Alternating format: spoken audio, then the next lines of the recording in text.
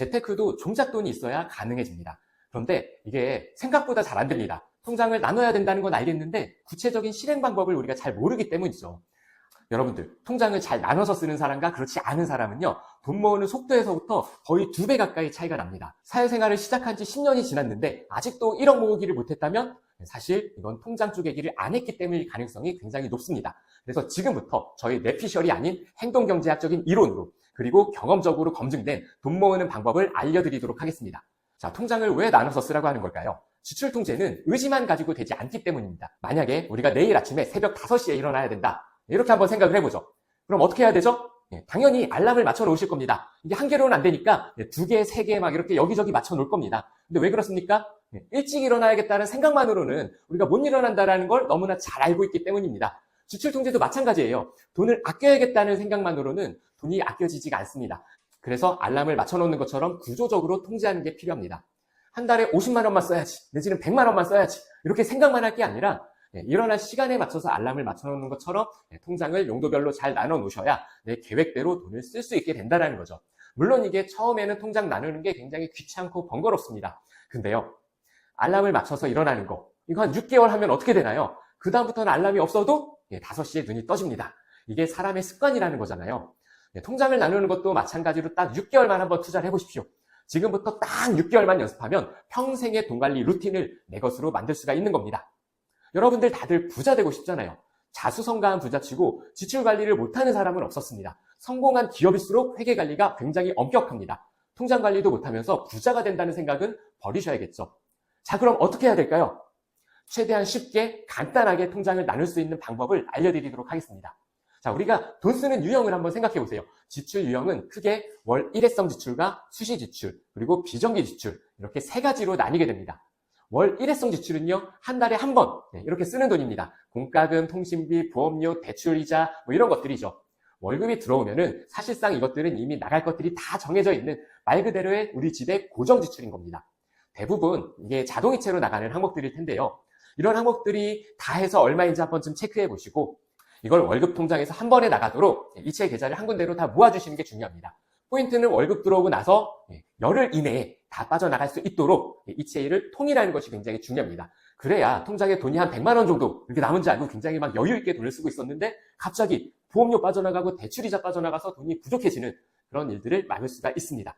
사실 이 고정 지출을 따로 빼는 것만으로도 지출이 굉장히 많이 줄어드는 그런 효과가 있습니다.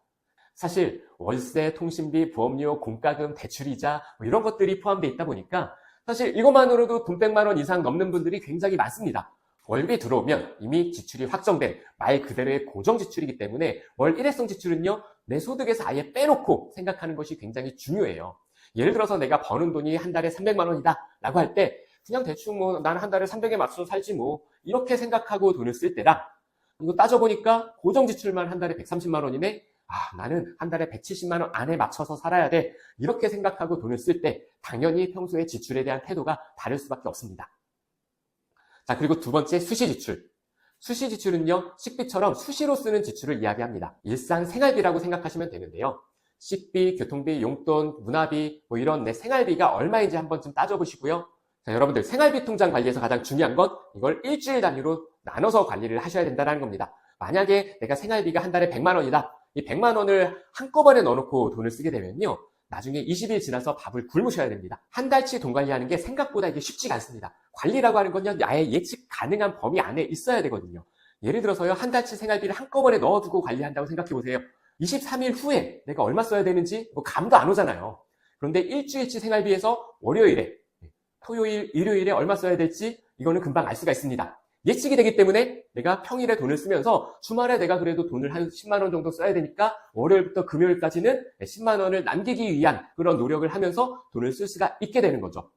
설사 평일에 돈 쓸 일이 많아서 주말에 쓸 돈이 조금 부족해진다 하더라도 일주일 단위로 관리할 때는 부족 금액이 크지 않기 때문에 이걸 다음 주 거에서 잠깐 땡겨오거나 아니면 주말에 어디 안 나가고 집에 있거나 뭐 대안을 만들기가 쉽거든요. 근데 한 달치 돈 관리하다가 갑자기 열흘치 생활비가 부족해버리면 이거 진짜 답이 없거든요. 그래서 생활비는 꼭 일주일 단위로 관리하셔야 된다. 이거 기억해 주셨으면 좋겠고요. 사실 뭐 신용카드 없애고 체크카드 써도 달라지는 게 없다. 뭐 이렇게 말씀하시는 분들의 공통점이 사실 체크카드를 신용카드처럼 쓰기 때문인데요.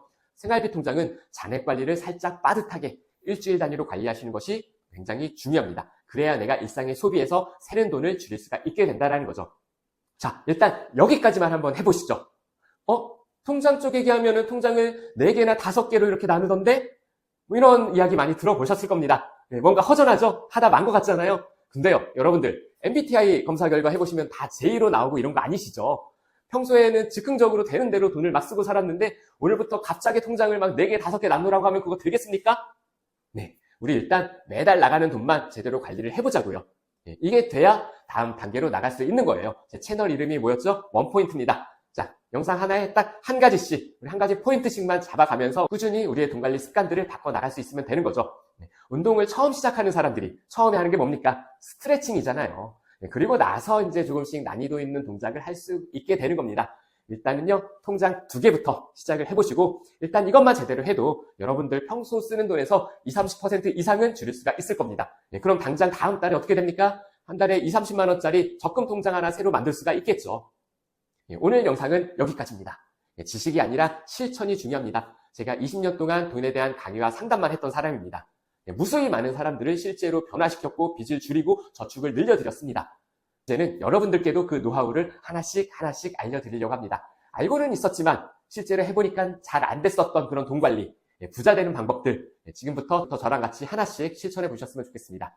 채널 구독과 좋아요 해주시면 다음 영상에서도 계속해서 돈 관리 방법을 알려드리도록 하겠습니다. 혹시나 나는 이런 거 혼자 하기 힘들다, 어디 가서 물어볼 데가 없다, 누가 옆에서 좀 도와줬으면 좋겠다, 이렇게 생각하시는 분들은 아래 고정 댓글에 제가 운영하고 있는 부자 되는 루틴 멤버십이 있으니까 활용해 보시기 바랍니다. 한 달에 커피 한 잔 가격으로 20년 동안의 경험치를 가져가실 수가 있습니다. 끝까지 시청해 주셔서 감사합니다. 다음 영상에서 뵙겠습니다. 고맙습니다.